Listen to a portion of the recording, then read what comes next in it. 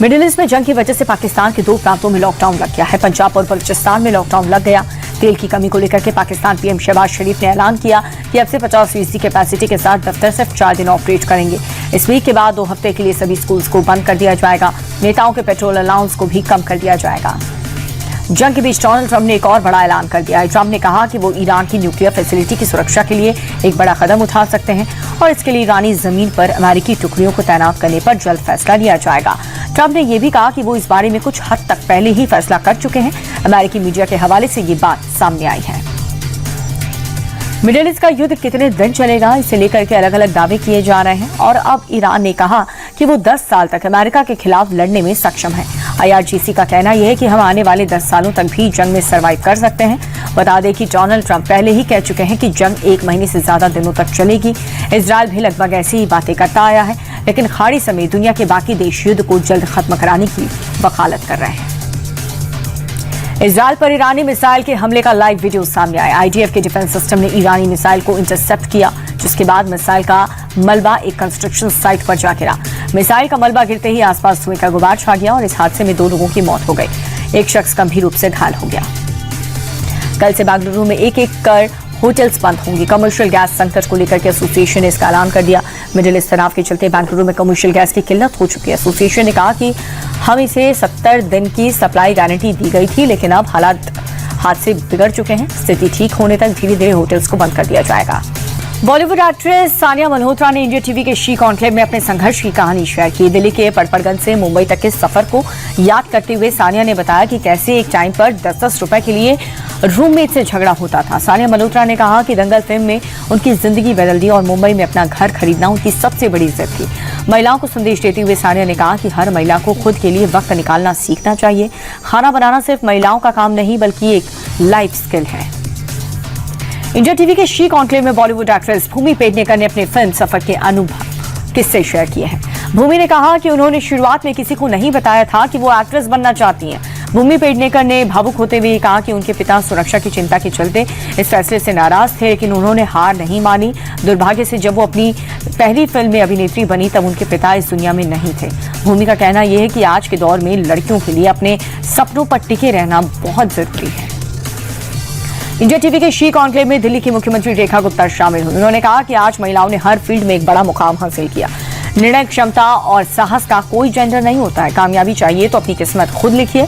CM Rekha Gupta ने कहा कि मेरा परिवार मेरे राजनीति में आने के पक्ष में नहीं था, लेकिन ये रास्ता मैंने खुद चुना। मैंने कभी नहीं सोचा था कि कभी सीएम बन पाऊंगी। रेखा गुप्ता ने सुषमा स्वराज को अपना रोल मॉडल बताया और कहा कि हर महिला को सम्मान का जीवन चुनने का पूरा हक है।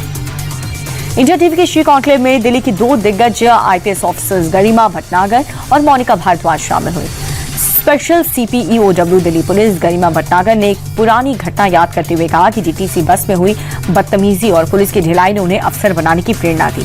और वहीं additional CP IFSO police Monika Bhardwaj ने ये बताया कि लीडरशिप में जेंडर नहीं, बल्कि सही फैसले मायने रखते हैं। दोनों अधिकारियों ने महिलाओं को संदेश दिया कि अपनी आवाज उठाना जरूरी है, क्योंकि एक महिला की चुप्पी दूसरी कई महिलाओं के लिए मुश्किलें खड़ी कर सकती है।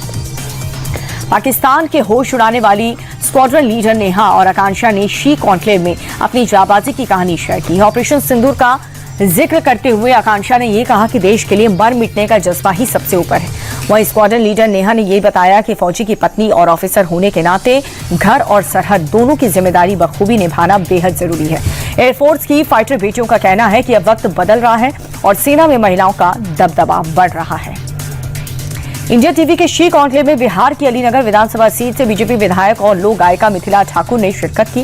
उन्होंने कहा कि मैंने सोचा नहीं था कि इतनी जल्दी नेता बन जाऊंगी। हर इंसान ये चाहता है कि आगे बढ़े, लेकिन भगवान की कृपा है कि उन्होंने मुझे इस काबिल बनाया, इस राह पर चल सकूं। मैथिली ठाकुर ने PM मोदी को अपना आदर्श बताया। उन्होंने कहा कि ऐसे घर में पली बड़ी हूं जहां पर प्राथमिकता के साथ मुझे संगीत में आगे बढ़ने दिया गया। इंडिया टीवी के शी कॉन्क्लेव में स्टार क्रिकेटर श्रियंका पाटिल ने अपने संघर्ष और सफलता के राज खोले। श्रियंका ने बताया कि एक वक्त ऐसा भी आया था जब उन्होंने क्रिकेट छोड़ने का मन बना लिया था, लेकिन वर्ल्ड कप जीतने की जिद ने उन्हें रोके। विराट कोहली को अपना आदर्श वो मानने वाली श्रियंका ने कहा कि टीम इंडिया की जर्सी पहनना आज भी उन्हें भावुक कर देता है। उन्होंने युवा खिलाड़ियों को संदेश दिया है कि मेहनत और सही अग्रेशन ने ही उन्हें आज इस मुकाम तक पहुंचाया।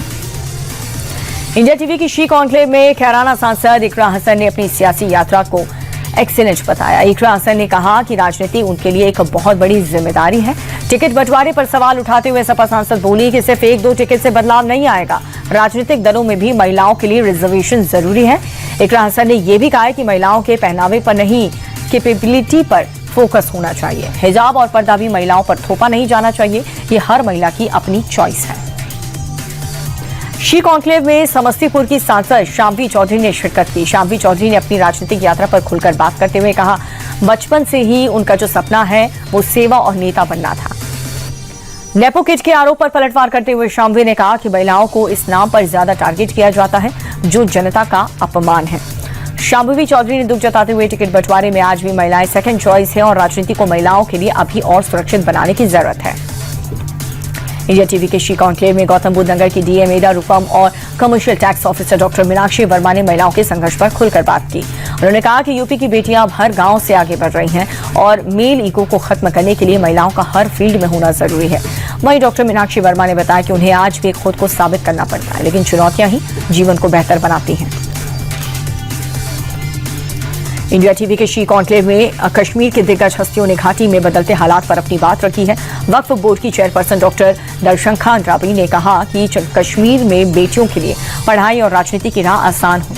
वहीं क्रिकेटर जसिया अख्तर ने 2006 के उस खौफनाक मंजर को याद किया जब उन्हें बंदूकधारियों ने डराया था, लेकिन उन्होंने हार नहीं मानी। कम्युनिटी रिसर्च अनिका नजीर ने भी माना है कि बेटी बचाओ बेटी पढ़ाओ जैसे अभियान से अब कम उम्र में शादी का रिवाज बदल चुका है।